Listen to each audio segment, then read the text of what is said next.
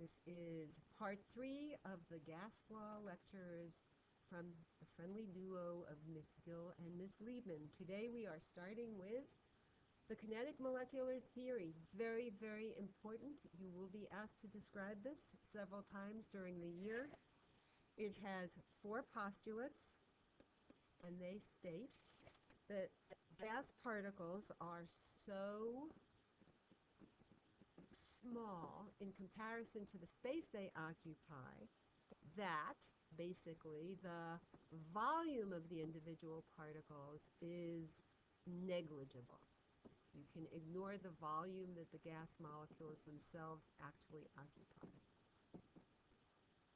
Number 2, it states that the particles are in constant motion. And that it is the collisions with the walls of the container that creates pressure.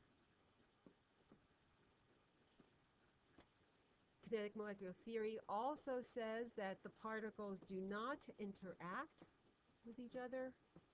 There's no attraction between gas molecules, no repulsion.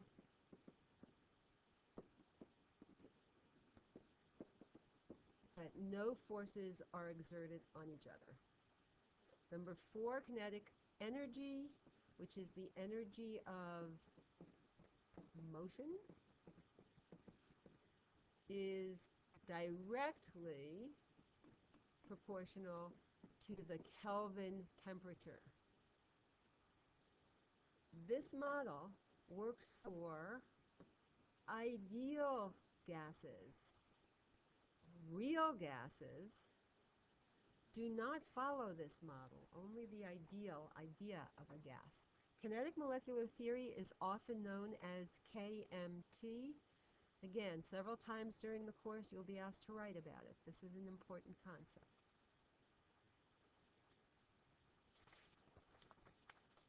Can you explain how KMT accounts for the properties of gases by looking at the individual gas laws? Yes, you should be able to. For Boyle's law, for example, why is there an indirect relationship between volume and pressure? That's what Boyle's law states. And the answer is that if you decrease the volume and there's less volume, there will be a more crowded situation, and therefore more collisions between the gas molecules and more collisions with the walls of the container. And the collisions with the walls of the container are what we measure as pressure.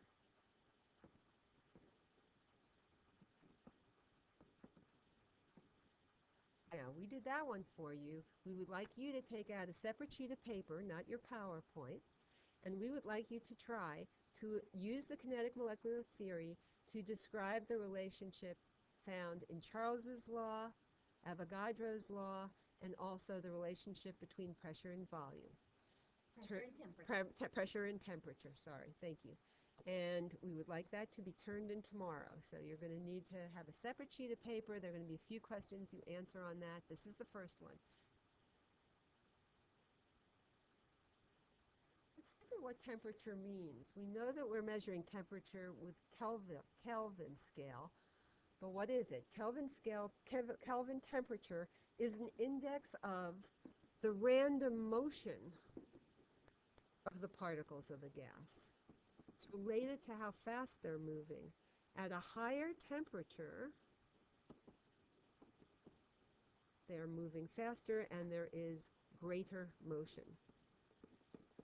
That is shown in the formula. The formula is 3/2 times RT is equal to the average kinetic energy, but this time we have to use R as 8.3145 joules per Kelvin mole. Anytime you're measuring energy, you have to use that value for R. So now we will calculate the kinetic energy, the average kinetic energy of methane molecules at 273 Kelvin and 546 Kelvin. We'll do two problems. Okay. I'm going to start by writing our given. First for methane, it is at 273 Kelvin, and then at 546 Kelvin. We have the formula. We're going to use it twice.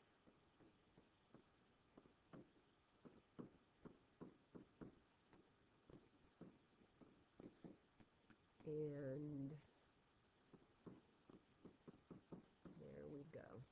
3/2 RT. Remember which R we're using. Temperature's already in Kelvin, so we don't have to convert. Kinetic energy at the lower temperature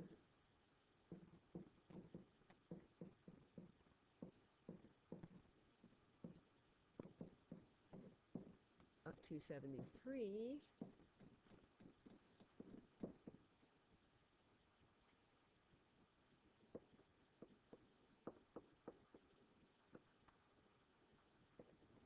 is 3.40 times 10 to the third. Notice that Kelvin cancels, joules per mole.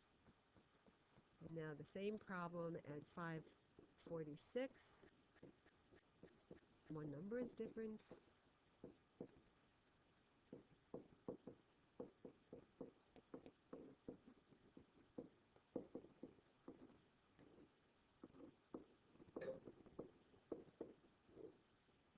At a higher temperature, and the kinetic energy this time is 6.81 times 10 to the third joules. Mrs. Liebman, did you notice what happened to the temperatures? What did we do exactly to those? What happened to the temperatures? It looks like we just about doubled it, didn't we? We exactly doubled it. And what happened to the kinetic energy? Oh my goodness, look at that, kiddies. It doubled. When the temperature doubled, the kinetic, oops. Was I supposed to tell you that? No, that's okay. That's okay. Yes, that's because you're going to figure out another one. Okay?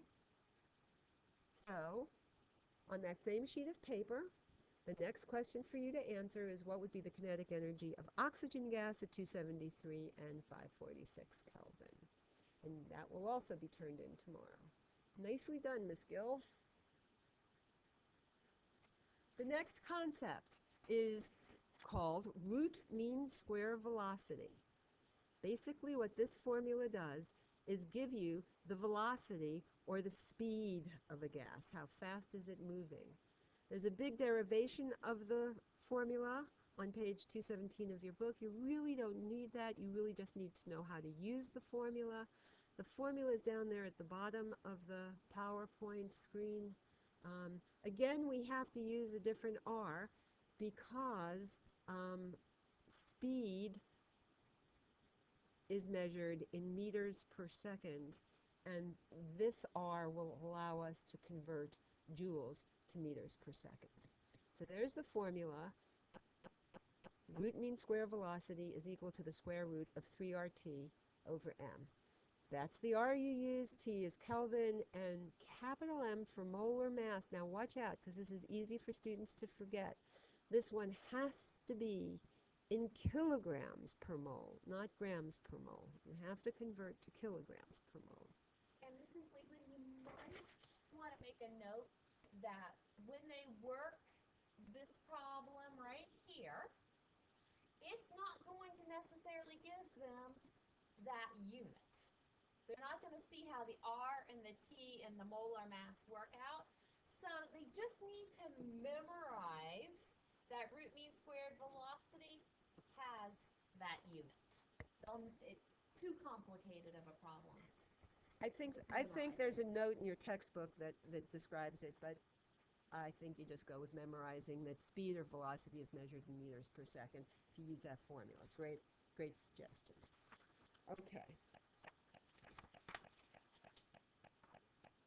What factors affect the velocity of gas particles? Well, the first one would be the collisions, because every time there's a collision, there's a transfer of kinetic energy and that's going to affect the velocities and cause a range of velocities.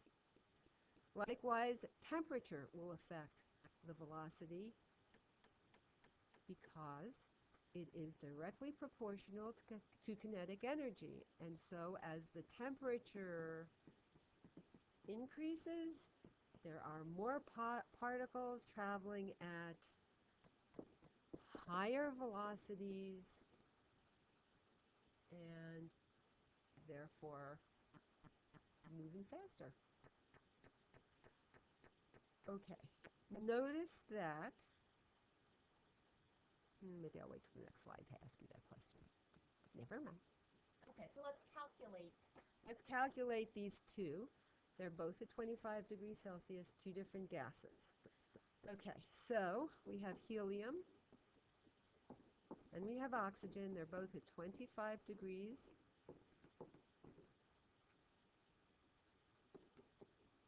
The formula is the root mean square velocity is equal to the square root of 3RT over m. Note that the square root sign is over the whole formula, not just in the numerator. What do I have to do to temperature? What do I have to do to temperature? Yeah, you're all answering at the same time. You have to convert to Kelvin, right? And it's helium gas, and what do we say about molecular mass or molar mass for this formula? It has to be in kilograms.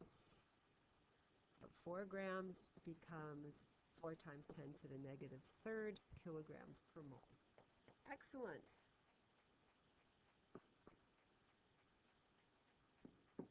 We will multiply, divide, square root, and find a speed of 1.36 times 10 to the third. Remember, we're using the units meters per second.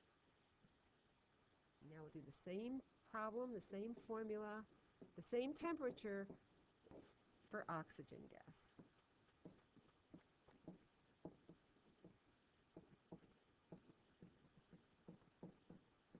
Molar mass is 32. So 0.032 kilograms per mole. We're dividing by a larger number.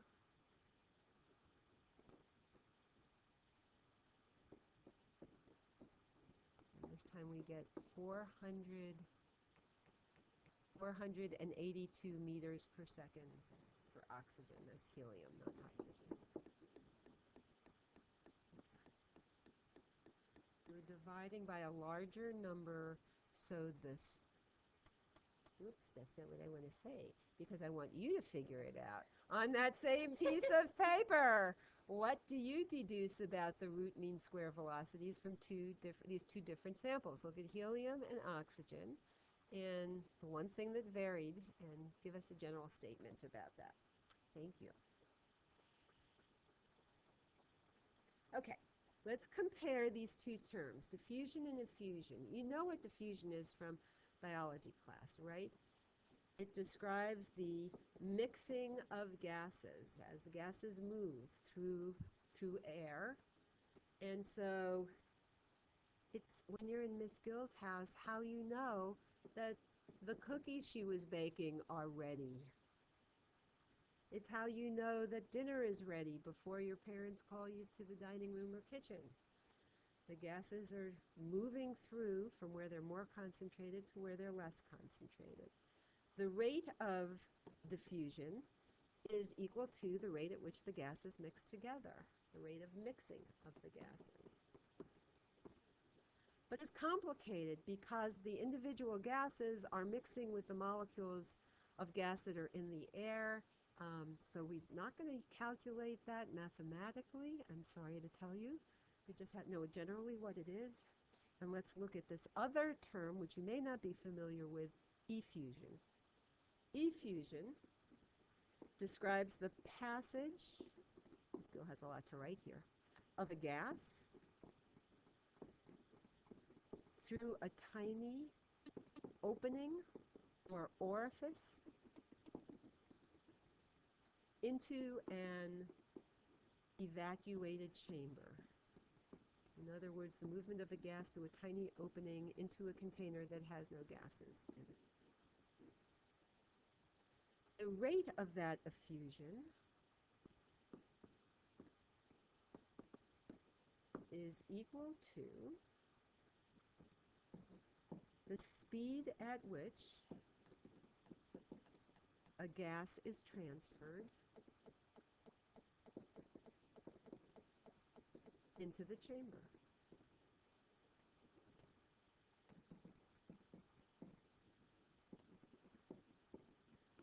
So the faster the gas is moving, the faster it's going to move through the tiny opening. The rate of effusion is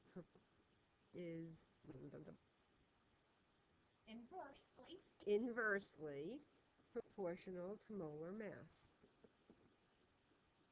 Okay? If we know the molar mass, we can figure out something about the speed with which it's moving. The next slide shows you the formula. It's called Graham's law of effusion, and it has square roots on the right-hand side. Ms. Bill just finished the square roots for us, right? We're comparing the speed of two gases. We're comparing gas 1 to gas 2, and the molar mass of gas 1 and gas 2. They must be at the same temperature and pressure. So we can either solve for molar mass, or we can, if we know the molar masses, we can compare the speeds of effusion. In this problem, we're going to compare the speeds of effusion. Here's the trick. You must make gas number 1 the lighter gas. You must put the larger molar mass on the numerator on the right-hand side of that equation. Okay. Either one of those, both of those together, are how you have to set up the problem. Gas 1 is the lighter gas, gas 2 is the heavier gas. That's going to give you a whole number rather than a decimal. Be easier to interpret. Let's look at the sample problem.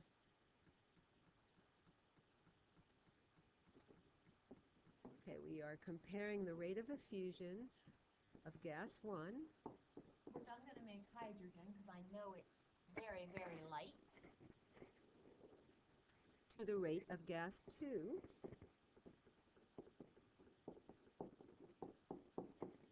because it looks pretty likely that uranium hexafluoride is a lot heavier gas. So I'm going to write this in here extra, Mrs. Liebman, just so they can see how the lighter gas is in the numerator on the rate of effusion side, but it goes down in the molar mass goes down in the denominator over here where we're actually going to fill numbers in. And the molar mass of uranium hexafluoride, I just happen to have it memorized. It's 352.02. Notice it's fine for it to be in grams. It doesn't have to be in kilograms like our other problem that we worked earlier. Everybody probably knows hydrogen. And you're going to want to take the square roots first and then do your division step. Does it matter? It doesn't matter. It doesn't matter? I always do that first. I noticed that, but it works either way. I will double check that right now. No, my superior math students are already laughing at us. But when you figure that out, either way, I got 13.2. we get the same answer. But what does 13.2 mean? What does 13.2 mean? It doesn't have units. It's comparing the speed. It is saying that hydrogen, gas 1, effuses 13.2 times faster than uranium hexafluoride. And if you always make gas 1 the lighter gas and the heavier molar mass in the numerator, you will always get a number greater than 1, and that's how many times faster the lighter gas moves. So without doing any math on your sheet of paper, where you've been solving the other problems, which gas do you think would move faster? Carbon dioxide or nitrogen? And I guess you ought to tell us why, not just write a formula, but make a short statement Oh, about it. yeah. Explain. Why? Okay, that looks very nice. Well, the ideal gas law is about ideal gases. And just like ideal teachers might be different than your real teachers, and our ideal students might be different than our real students, so too, real gases differ from ideal gases. So let's fill this in. Ideal gases are hypothetical.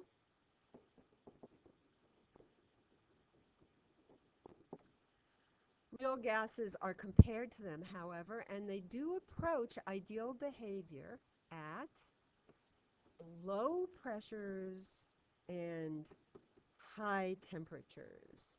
Question is why. You're going to add that to a sheet of paper for both of them. Describe why low pressures and then why high temperatures would make a real gas behave more like an ideal gas. Next, ideal gases assume that there is no volume for the gas particles. In other words, they say that the volume that the gas particles actually occupy is so tiny that we can ignore it. And it also assumes that there are no interactions between the gas molecules. Okay, compare that to real gases. Real gases, the atoms or molecules, they do occupy a volume. It might be tiny, tiny, but they do have some volume, right? So am I allowed to say what happens when you increase pressure? Do we have that on another slide? That might be on another slide. That might be on another slide. We'll come back. Okay. Next, gas particles do interact with each other. That interaction, they're called intermolecular bonds, cause lots of collisions between the gas molecules, and that will have an effect on the pressure. The more gas molecules there are, the more concentrated, the more that effect. The more interactions, the more collisions there will be. Our van der Waals did not come up. It's on another slide. It's on the only place it appears is the last slide. Oh, Ms. no, there Gill. was a little something down here below. Oh, yes. It's not there right now. Okay, well, I can read it. It says that the van der Waal equations allows for corrections. Oh, so there's a formula called the van der Waals equation, which you'll see shortly. And we make a correction for the pressure, and we make a correction for the volume. We do that in the Pivnert equation, which is the ideal gas law. And that will more accurately describe the real gases. You'll see what we mean in just a minute. Oh, there it came up. That's Okay. what I just said. That's just what you just read, and it magically appeared. Okay, so one of the things we're going to make a correction for is volume. It corrects for, and it's given the symbol B. You'll see it in a few minutes. It corrects for volume because gas molecules themselves really do have a definite but tiny, a finite volume. And that changes the total volume of the gases because the gas molecules themselves take up some of the space. So the correction to volume in Pivnert is going to be V minus NB. It shows how volume should really be. N is the number of moles, and B is a constant. You are not going to be asked to use these. You are not going to be asked to do any math with them. You are going to be asked to discuss it. So that's why we're going over this right now. The second correction in the ideal gas law is because of the interaction that really does exist between gas molecules. And that's given the symbol A. These are attractive forces that are at play between gas molecules. They're called van der Waal forces. Perhaps you heard about them in first year. They diminish the collisions of the gas molecules with the walls of the container. Since their gas molecules are attracted to each other, there's a slight decrease in how much pressure is exerted on the walls of the container.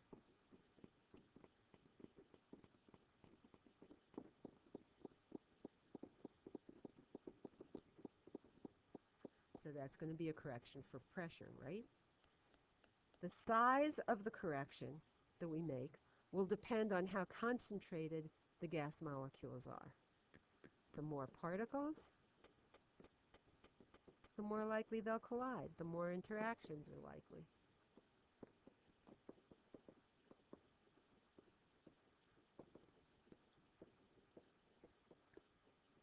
So again, you don't have to memorize this correction, but look, the observed pressure is going to be equal to the ideal gas law pressure minus a correction that takes care of the fact that there are interactions between the gas particles. Again, there's a constant, there's an N for moles and a V for volume. Okay?